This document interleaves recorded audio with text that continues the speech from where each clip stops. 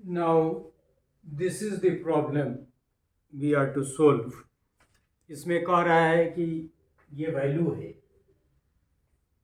जो left side में है, बड़ा सा वैल्यू लिखा हुआ, उसको 1 के बराबर प्रूफ करना है। ऐसे प्रॉब्लम को हम लोग LHS लिखेंगे, left hand side, RHS right hand side. पूरा नहीं लिख सकते हैं कि लेफ्ट हैंड साइड, तो LHS में ही वैल्यू है, 1 से तो कुछ निकल नहीं सकता है। तो स्टार्ट करेंगे। अब देखिए, थोड़ा सा वैसे तो आपको प्रैक्टिस होगा तब आपको इनसाइट डेवलप होगा। यहाँ देखिए कि सेक है और साइन है और टैन है, तो या तो सेक और टैन के टर्म में हमारे पास फॉर्मूला है sec square theta minus tan square theta is equal to 1, वहां ले जाना पड़ेगा इसको प्रूफ करने के लिए। या फिर साइन और कॉस के टर्म में हमारे पास आइडेंटिटी है, साइन और cos, sine square A plus cos square is equal to 1, या sine square is equal to root under 1 minus, sorry root नहीं, sine square is equal to 1 minus cos square A. ये दोनों तरह से सवाल solve हो सकता है। एज आई कैन रिकॉल कि NCERT किताब, चूँकि ये प्रॉब्लम सोल्व किया हुआ एग्जाम्पल का है, तो 10वां प्रॉब्लम है NCERT की किताब का। तो एज आई कैन रिकॉल कि ये साइन और कॉस के टर्म में ला के इसको सिद्ध किया है। लेकिन हम दोनों तरह से, खास के इस पर्टिकुलर सवाल को, क्योंकि हम जब अपना बनाए थे तो हमने सेक के टर्म में, पहला हमारे दिमाग में सेक और टैन आया, sec square theta minus tan square theta is equal to 1, तो हम उसी तरफ उसको ले गए, उस रूप में हमने उसको ट्रांसफर किया था। लेकिन NCERT की किताब हमने देखा तो इसको कॉस और साइन के टर्म में ले गया। तो ये थोड़ा सा इंसाइट लगाना पड़ेगा कि किधर प्रॉब्लम को जाना है 1 के टर्म में, और ये भी ध्यान रखनी है कि किस आइडेंटिटी के इस्तेमाल से हमारा भला होना है। तो अब लिख सकते हैं, इसको पूरा लिख दें। मान ले हम लिख दिया, एक स्टेप आपको सवाल बनाने में ये पूरा का लेफ्ट हैंड लिखना पड़ेगा, या लिख ही ले, सेक ए इंटू 1 माइनस साइन ए इंटू सेक ए प्लस टैन। अब देखिए कि इसको सिर्फ हम इसको तोड़ दें, साइन को छोड़ दें, और से 1 माइनस साइन,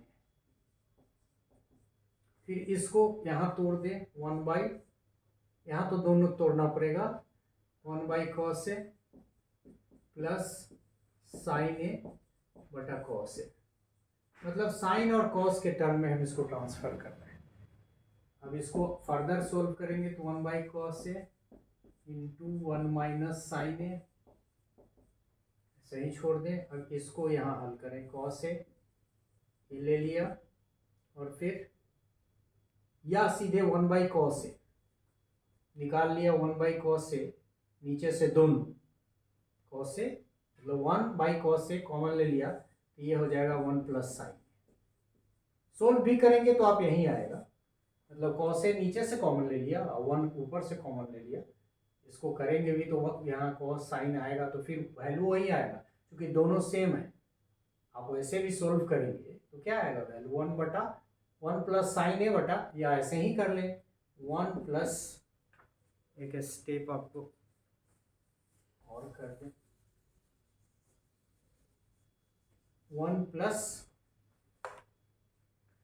मतलब ये इससे डिवाइड हो गया, रिमाइंडर बचा 1, तो 1 यहाँ, और ये भी रिमाइंडर बचा 1, तो 1 को साइन ए से गुना करेंगे तो साइन ए।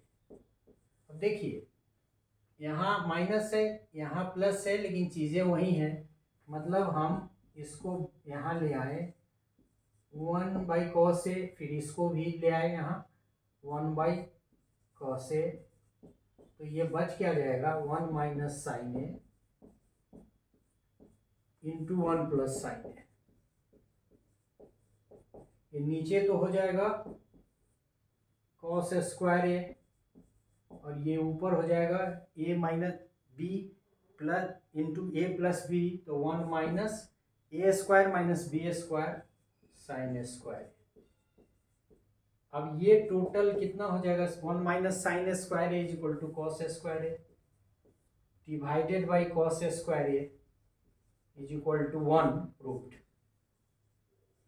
अब देखिए ये प्रूव हो, थोड़ा सा मतलब ऐसे इत्मीनान से भी आप करेंगे तो वहीं जाएगा, लेकिन कैसे ट्रांसफर करना है, आप इसको भी तोड़ते 1/cos A को, फिर गुना करते, रिजल्ट वही आएगा करके भी। लेकिन ये कर देने से, चूंकि एनसीईआरटी किताब ने ऐसे किया, हमने जो इस सवाल को सोल्व किया था उसमें क्या किया था कि सबको मल्टीप्लाई कर दिया था। मतलब ये आपका हो गया ये सेक ए इंटू 1 माइनस साइन ए, और फिर इसको तोड़ के इसको कर दिया 1/cos A plus sine A बटा cos A। ठीक है, अब इसको सेक को हमने रहने दिया, सेक से मल्टीप्लाई कर दिया इसको, तो ये हो गया sec A minus sec A and sine A, तोड़ दिया दोनों को, ये गुना हो गया, और ये फिर हो गया इसको, बल्कि ये नहीं तोड़ा, ये स्टेप छोड़ दीजिए, इस स्टेप को हम ऐसे ही, ये वाला कहाँ गया, ये ऐसे ही छोड़ देते हैं, क्योंकि हमने आपको बताया ना सेक टर्म में हमको रखना है, तो उस सेकेंड स्टेप को बिना तोड़े हुए हम लोग वैसे ही रखते हैं जैसा वो है सेक ए, क्योंकि हमको सेक ए प्लस tan A ही चाहिए, हमने कहा भी था, थोड़ा कंसंट्रेशन इधर हो गया। तो सेक ए, अब ये इसको हम लोग सोल्व यदि करेंगे तो ये सेक ए फिर कैसे आएगा, ये इसको कांस्टेंट छोड़ेंगे, राइट साइड में जो है उसको सेक ए प्लस tan A हम बिल्कुल छोड़ देंगे, इसी को हम सेक ए माइनस tan A लाएंगे, तो ये हो गया सेक ए माइनस ए बटा कितना हो जाएगा सेक ए, ठीक है, साइन ए बटा कॉस ए, सेक ए ये हो जाएगा sec A 1/cos A, cos A into sine A. सिर्फ ये इस टर्म को हम तोड़ रहे हैं और ये इसको कांस्टेंट रख रहे हैं सेक ए प्लस tan, देख रहे हैं। अब इस सेक ए को भी हम नहीं छेड़ रहे हैं, ये ऑलरेडी अपने से आ गया sec A minus sine A बटा cos A tan A minus के साथ, और ये आ गया sec A plus tan A। अब ए प्लस बी स्क्वायर से आप क्या कर देंगे, A minus B into A plus B is equal to A square minus B square sine A square A minus cos square, sorry into tan square A minus tan square A is equal to 1, ये formula है।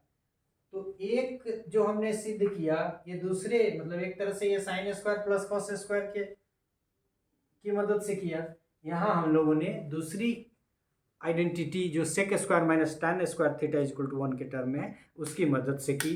तो इस सवाल को हमने एक तरह से साइन और कॉस के टर्म में, और दूसरे थोड़ा सा कंसंट्रेशन लैक होने की वजह से कुछ रिपीट हो गया, जैसे इस स्टेप की जरूरत नहीं थी, हमको ट्रांसफर करना ही नहीं था, एक राइट हैंड साइड को हमको नहीं छूना था। हमने शुरू में भी आपको कह दिया था कि हमको सेक और tan के टर्म में रिजल्ट चाहिए, तो हमको sec square theta minus tan square theta लाना होगा, उतना आ गया तो 1 के बराबर होता है। और हमने शुरू में भी एस्टेब्लिश कर रहे थे, बताया कि sec square theta minus tan square theta is equal to 1, जिसका सबसे ज़्यादा इस्तेमाल इसी रूप में होता है। Cosec square theta minus cot square theta is equal to 1, उसका भी उसी रूप में इस्तेमाल होता है।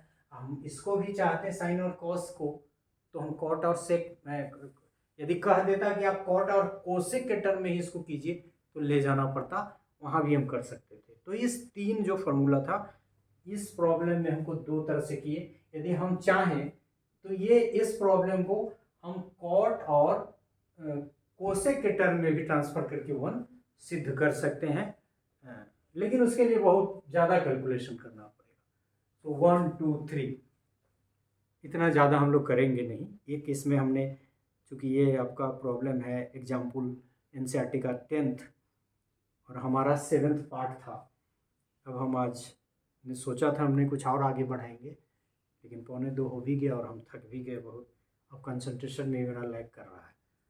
So we shall drop the further lecture today. We have also concluded this part. So altogether 7 parts we have completed today. Thank you for this part as well, in which we could proof.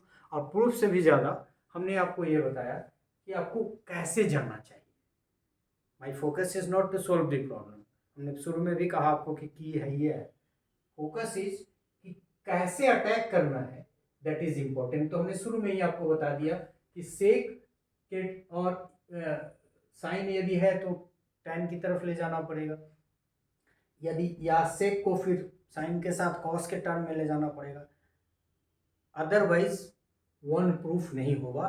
तो हमारे पास जो identity है उसको भी ध्यान में रखना पड़ेगा. So we have completed this part as well. Thank you.